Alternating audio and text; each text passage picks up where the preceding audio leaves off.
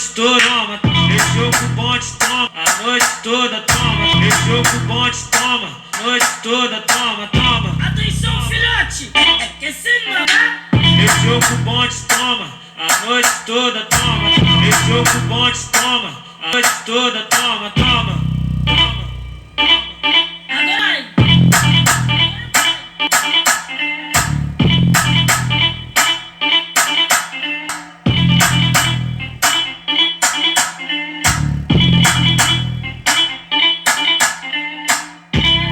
Agora vai, toma, sua gostosa, vai, toma, sua gostosa. Aí, ó, essa relíquia viva.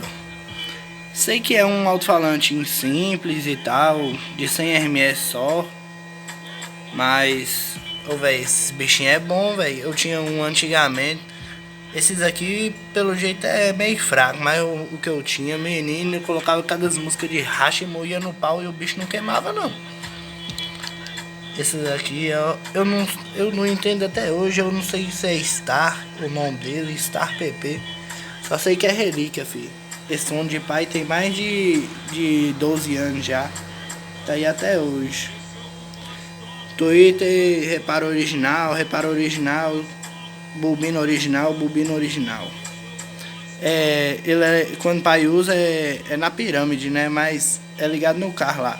Mas eu tô usando aqui na Venom 1000 RMS.